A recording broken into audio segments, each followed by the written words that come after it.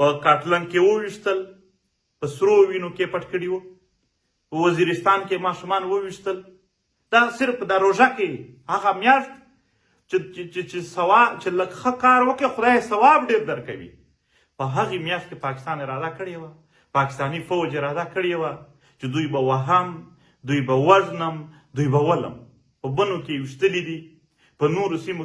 دا څه شی دی چې څومره هم سیاسي قیدیان دي، هغه که د جرګې دي، هغه که د پی ټي ایم دي، هغه که د نورو سیاسي ګوندونو دي، دا ټول تاسو څه وایه دا عدالتونو په خپله مرضي ساتلي دي. نن هم چې جی ایچ کیو نه یو میسج ورته وشي چې د پلانکی په جیل کې دی، سبا یې خلاص کا، سبا یې خلاصوي، او که ورته چې په دې شپه یې خلاص کا، په دې شپه یې خلاصوي. او که یو میسج ورته وشو چې سبا د پلانکی ارست وارنټ جاری کا، نن یې جاری کوي. بسم الله الرحمن الرحیم. ټولو ته سلام وایم، ټولو ته ستړي ماشي وایم. نن که څه هم نړۍ د اختر ورځ ولمانځله، په څه سیمو کې سبا ده د نړۍ ټولو مسلمانانو ته، بالخصوص پښتنو افغانانو ته د اختر نیکمرغي وایو. په داسې وخت کې چې نن نړۍ اختر لمانځلو، موږ پښتنو په سوات کې 11 جنازې، هغه بې ګناه انسانانو جنازې چې پرون په مردان کې پاکستانی فوج په زور ظلم باندې شهیدان کړي وو، هغه جنازې کولې. محترمو، واقعا د روژې مبارکه میاشت چې دا په نړۍ کې د مسلمانانو دپاره خصوصي ډېر لوی د عبادتونو او د ثوابونو،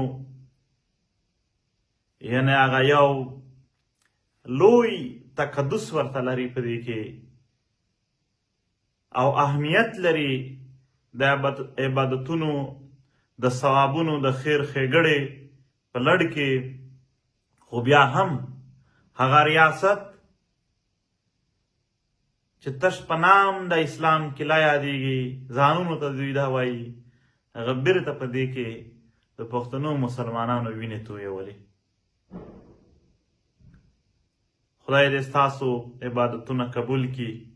د الله تعالی نه به دعا کوو چې خدای دې مونږ د ظالمانو، د جابرانو د دغې بلواکۍ او زورواکۍ نه نور خلاص کړي. مونږ ته د خدای همت راکړي چې د دغې د لرې کولو او د ختمولو هڅې تر دې هم زیاتې، ډېرې سختې او داسې وکړو چې مؤثرې وي.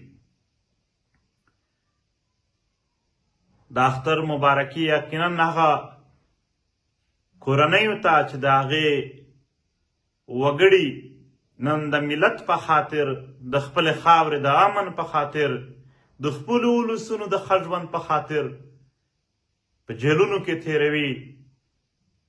زه او زموږ د ملګرو د تحریک له اړخه هغو ټولو ته د اختر مبارکۍ او خوشحالۍ وایو.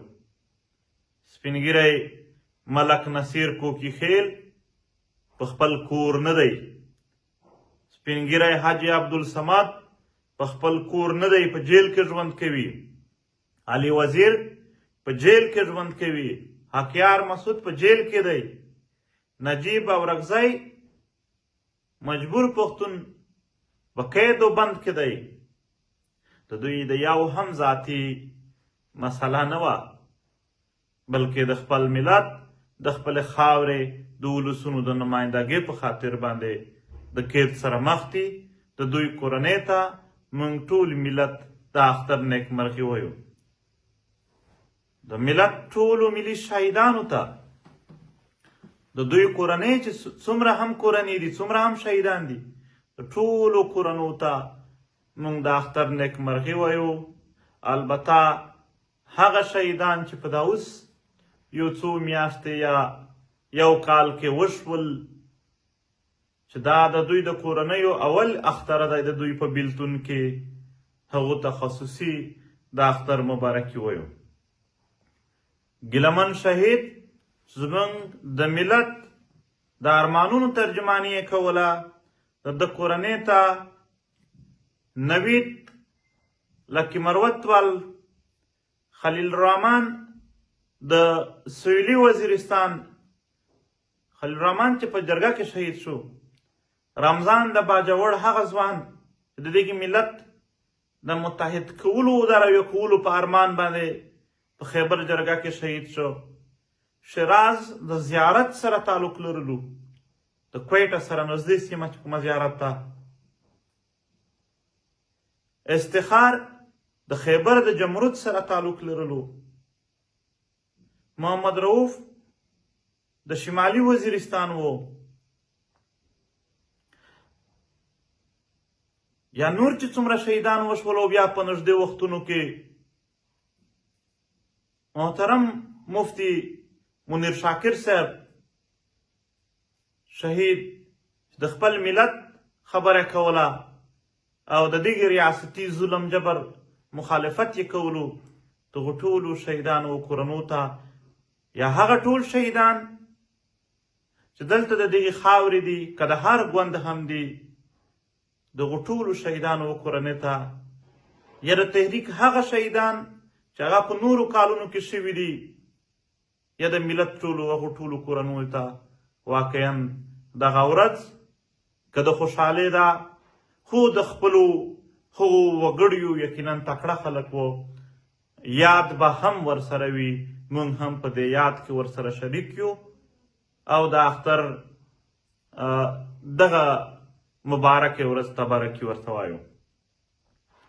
محترمو، خبرې ډېرې کېدلی شي، البته زه اول راځم یو سوال ډېر کیږي او پوښتنه ډېره کیږي، که څوک یې په ښه نیت کوي که څوک یې په بد نیت کوي، خو البته زموږ ملت دی، زموږ ولسونه دي، هم که څوک راته بد نیت لري که څوک ښه نیت لري، دا ټول زموږ د ملت وګړي دي او زه یا زموږ تحریک و خپل ملت ته ځان جوابدeh شماري. د دوی هره پوښتنه، د دوی هره غوښتنه، د دوی هر سوال واقعا زموږ دپاره د فکر وړ ضروري وي. البته چې موږ حق ورکوو هر چاته چې هر څوک په موږ سوال پورته کولی شي، بیا حق لرو چې زموږ جواب هم هماغه شان واورېده شي. یو پوښتنه دا کیږي چې جرګه وشوله، څه مو پرې وکړل؟ ستاسو هغه جرګه څه شوله؟ ستاسو د جرګې څه نتیجه وه؟ ستاسو جرګې ولې پښتانه نه کړل بچ؟ چیرې ورک یې په جرګې نه پس؟ لږ خبرې کوم، ډېرې نه. واقعا زموږ ملت ته دوی پوښتنې موږ یو د دغې ملت دپاره دوی چې هر قسم پوښتنې او غوښتنې کوي، موږ به هغه کچو ناکوو به یې، څومره ملي فایدې وي ګټې وي د هغې مطابق به بیا کار هم کوو چې غوښتنې وي څومره مو وس وي یا پوښتنې وي د هغې به یو معقول یا رښتونی یا هغه څه چې حقایق دي یا هغه څه چې هغه ثبوت لري د هغې مطابق په هغې باندې موږ او دا ملت په خپل منځ کې خبرې سره شریکوو. جرګه واقعا که یو ټولی راځي په خپل منځ کې میټینګ سره کوي، دا ته میټینګ وایي، جرګه نه وایي. خو البته چې یو ملت یا یو سیمه راځي، دوی د خپل نظر د نظریاتو نه پرته د خپلې سیمې یا د ټول ملت خبره او مسله شریکه راوړي او د حل کوشش یې کوي، هغو ته موږ پښتانه جرګه وایي. نو دا زموږ نه د ملت جرګه وه. هغه ستاسو ټکی چې کیږي چې ستاسو جرګه باید هلته هر سړی د ځان هم شمار کړي، ځکه چې د جرګې ښه نتیجه او بده نتیجه، ښې او بدې پایلې هم د ټول ملت وي، همداسې آنرشیپ هم د ملت وي. البته دا د ملت ضرورت و چې په سختو حالاتو کې پښتانه راټول شي او د سختو حالاتو نه د خپل ملت د باسلو دپاره چې د سختو حالاتو نه یې وباسو، یو شریکه پرېکړه وکړي، یو شریک او یو په متحد شکل کې حرکت وکړي چې د ملت د خواریو د تکلیفونو د ظلم او جبر نه وباسي. دا د چا ضرورت و؟ دا د ټول ملت ضرورت نه وایه؟ دا د ټول ملت ضرورت وو، دا د ټول ملت ارمان وو. هم د دې دپاره چې څومره خواري وه په میاشتو میاشتو باندې ګرځېدل وو، یا د دغې د لیجیټیمیټ شکل، داسې شکل چې هغه په دنیا کې بیا څوک چیلنج کولی نه شي. هغې دپاره که پښتانه سره ظلم شوی دی نو د ظلم ډیټه نه وه، د ظلم معلومات نه وو، یوازې دعوه وه.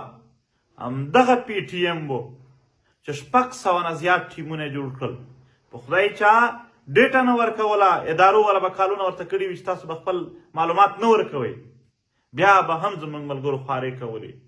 د پی ټي ایم ورکر کلیو په کلیو ګرځېدو، معلومات یې راټولول، او د پی ټي ایم لیډرشپ کلیو په کلیو، وطنونه او پارټۍ په پارټۍ ګرځېدلو، ګوندونو په ګوندونو ګرځېدلو، د خلکو د راټولولو، د مشرانو د راټولولو هڅې کولې.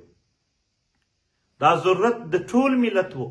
زه دا نه وایم چې دا که موږ څه احسان کړی دی، خو البته یو پوښتنه کیږي نو د هغې په جواب کې مجبورا دا خبرې کیږي. دا ډیره وړه خبره ده، موږ به نورې قربانۍ د دغې ملت په سر ورکوو. خو دا د ملت د وخت تر ټولو لوی ضرورت و. د دغې ملت د دغې خاورې د هر وګړي د هغې په خاطر باندې دغې تحریک دا قرباني کوله.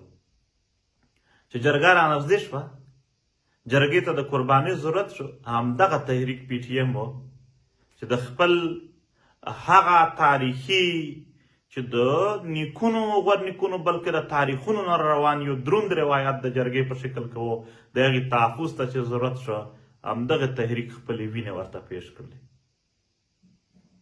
څومره هم ضرورت و هېڅ درې کې نه دی کړی.